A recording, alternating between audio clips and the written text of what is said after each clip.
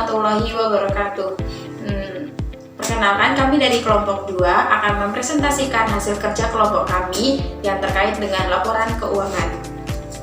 Sebelumnya, izinkan kami memperkenalkan anggota kelompok kami yang terdiri dari yang pertama ada Anissa Pratama dengan NIM C00230006, dan yang kedua ada Alvina Puspita dengan NIM C02230008, dan kemudian yang ketiga ada Sanisah dengan NIM C02230013. Kemudian yang terakhir ada Elisa Ratna Prabandari dengan NIM C02230002.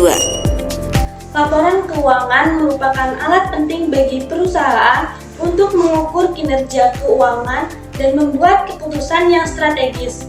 Dalam konteks bisnis modern, laporan keuangan tidak hanya diperlukan untuk memenuhi kewajiban hukum dan perpajakan, tetapi juga sebagai alat untuk meningkatkan efisiensi operasional dan mengembangkan usaha.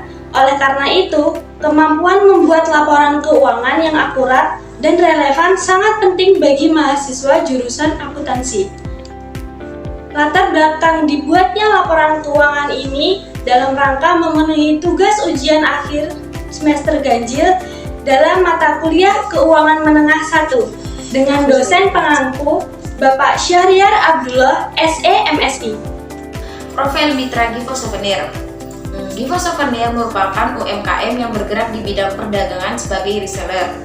UMKM ini didirikan oleh Triana Ramawati pada Juni 2012, yang dimana pada saat itu beliau tengah menjalani studi S1 Sosiologi di Universitas 11 Maret, yang hingga saat ini masih dikelola oleh sang suami Siswandi Al-Bukhari dan berlokasi di Jalan Awan 3 nomor 34 Gulon Jebres, Kota Surakarta, Jawa Tengah.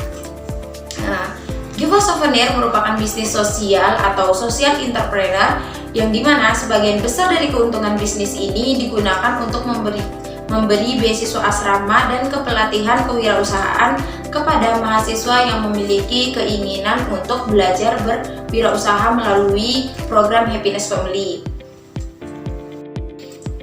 Kemudian latar belakang didirikannya bisnis ini, jadi di tengah tantangan ekonomi yang terus berkembang, banyak individu yang memiliki potensi dan semangat untuk berwirausaha, namun terkendala oleh keterbatasan akses terhadap pendidikan kewirausahaan yang memadai dan dana untuk mengembangkan usaha mereka.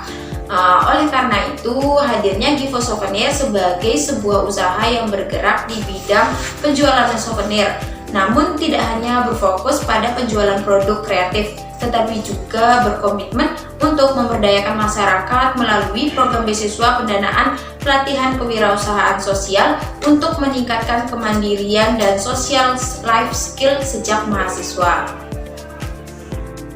Berikut ada beberapa macam produk yang ditawarkan oleh Givo Souvenir, di antaranya tote bag kanvas, kemudian ada tote bag belaju, kemudian juga ada tote bag spoon bun, kemudian ada beberapa macam aneka dompet dan aneka pouch. Yang pertama, kita menyusun laporan keuangan dengan cara mencari mitra dulu.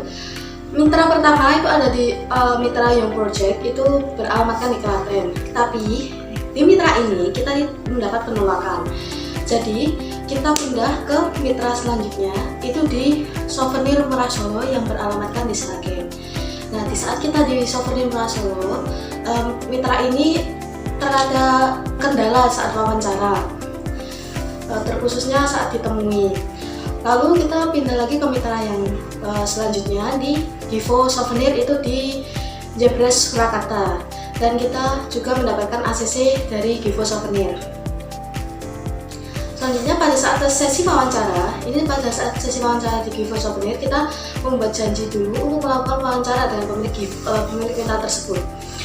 Adapun informasi yang kami peroleh dari wawancara tersebut antara lain sebagai berikut. Yang pertama, itu ada profil mitra yang terdiri dari yang pertama tahun berdiri, kedua latar belakang pendirian, yang ketiga serta profil dari pemilik Givo Souvenir.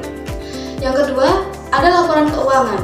Namun sayangnya pada laporan keuangan mitra ini tidak ada laporan keuangannya, jadi tidak ada memiliki laporan keuangan pada mitra ini. Selanjutnya ada modal usaha. Modal usaha terdiri dari hutang piutang, aset, serta biaya lainnya. Kemudian ada juga produk yang dipasarkan oleh Givo Souvenir.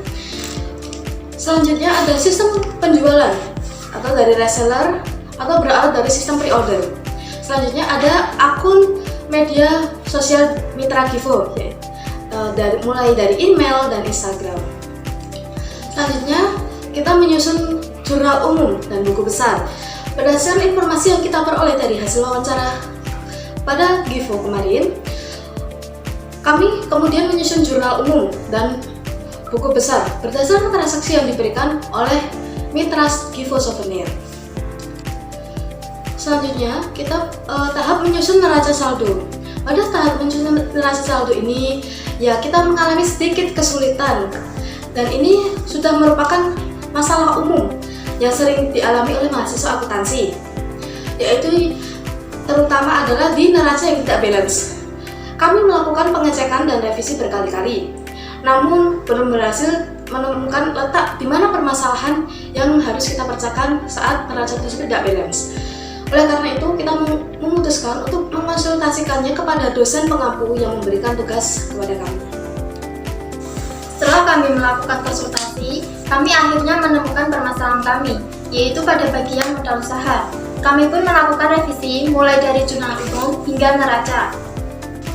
Setelah akhirnya balance, kami melanjutkan pada penyusunan laporan laba rugi dan perubahan modal. Kemudian kami menyusun laporan arus kas dan catatan atas laporan keuangan. Kemudian melanjutkan dengan pembuatan PPT yang akan digunakan untuk mempresentasikan hasil kerja kami.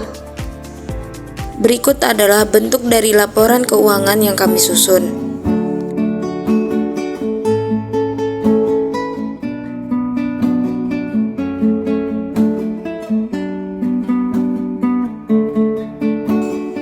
Berdasarkan laporan keuangan yang kami susun, dapat disimpulkan bahwasannya Givo Souvenir mengalami peningkatan pendapatan.